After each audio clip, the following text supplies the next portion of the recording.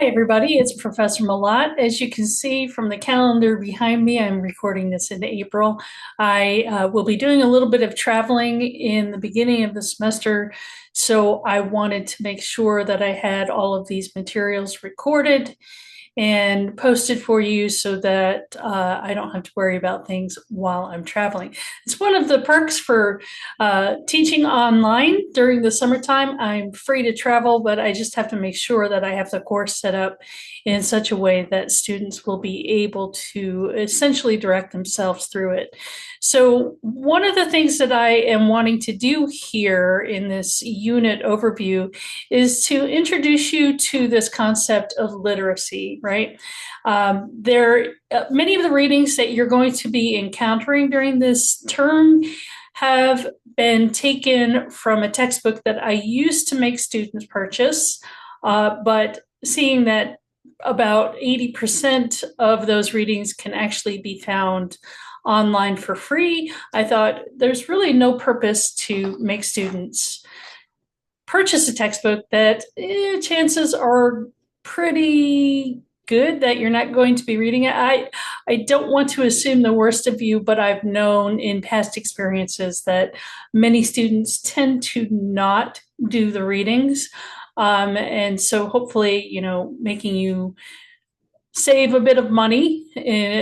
Those textbooks are ridiculously expensive. So anyway, I'm using online educational resources that are free to you, but the only thing that we're lacking here is kind of the chapter overviews from the text that I used to use. So I'm going to base this recording on, pick and choose several interesting things from the chapter overview for the literacy from Writing About Writing. So that's the textbook that I used to have students purchase, Writing About Writing, edited by Elizabeth Wardle, who is up at Miami University, and Doug Downs. I'm not sure where Doug Downs teaches now, but Wardle is still very active at Miami University. They have a really solid rhetoric and composition program, both for undergraduates as well as graduate students.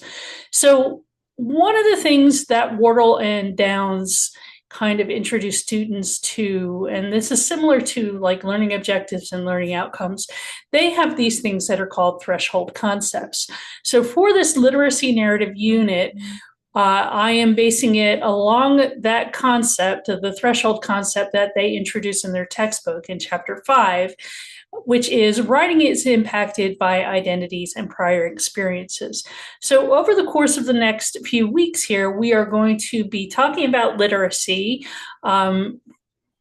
kind of redefining what literacy is or expanding our definition of literacy, as well as examining our own literacy identities, right? And how our writing has been impacted or shaped by our identities, who we are culturally and socially, as well as prior literacy experiences. So in this chapter that they are presenting this threshold concept, you're kind of reflecting on something about which you've probably taken very little notice of up until now, the development of your own personal literacy. Although chances might be good that if you've taken a class with me previously, that you've done some kind of a literacy narrative, maybe just kind of a cursory introductory thing in a previous class, or if you went someplace else like Cincy State or some other university or community college before transferring to UC, maybe you've done some kind of a personal narrative that dealt with topics relating to literacy. However, with this threshold concept, writing is impacted by identities and prior experiences, we're going to now start focusing on how your individual literacy is the product of many, many forces. So we're going to be developing kind of a theoretical lens to recognize how you were shaped by the different discourse communities. And this is a term that's probably really new to you. And we'll be examining discourse communities in the third and final unit for this course, but also as in social contexts in which you were raised and perhaps in which you currently participate. So we tend to see our own experiences as natural or universal without recognizing how very situated those are and the importance of those specific details to your literacy development. So a lot of this is probably going to seem kind of boring right now, but it is very interesting because we don't think so much about how explicit our school-based literacy instruction is. And we're shaped by other things besides our schooling, right? We're shaped by our families, by our social groups. We're shaped by our jobs. If you're somebody who works jobs, all of those things contribute to how our literacy has developed. So we're going to be reading a lot of literacy narratives, both by professional writers as well as student examples. I like to provide student examples, especially for my own classes, because I think students really relate to reading what another student has written and what they've gone through. So the readings, and I'll go over several of the things that we are going to be doing over the next 3 to 4 weeks. But these these readings will introduce you to the ideas, those threshold concepts, right? That they're impacted by your identities and prior experiences. And we have these things that Deborah Brandt, who is a researcher and scholar, calls literacy sponsors or sponsors of literacy, the people and the entities that contribute to how we develop as a literate person, right? So we're going to acquire some new vocabulary for talking about literacies, as well as your personal experiences as a writer. And we'll start to recognize how you use your literacy practices across different settings, what that means for you, and what it reveals about our culture at large, right? And just the very fact that you as students can also contribute to the field of literacy and to the field of rhetoric and composition, right? So much of what you do in this class is going to be very, very interesting, but it's also going to be very useful the further you develop as an academic contributor or in your academic journeys. So I'm going to share a unit overview with you. When I have a new unit, when we're starting a new unit, I like to have a unit overview page. And you can find this in the modules. It's at the top, Unit 1 Overview, Literacy Narrative. This unit lasts from the beginning of the term, May 12th, through June 1st.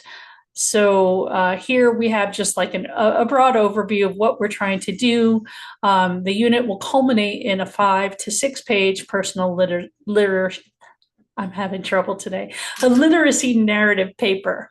I give you the weekly breakdown. This takes you to each of the weekly overview pages.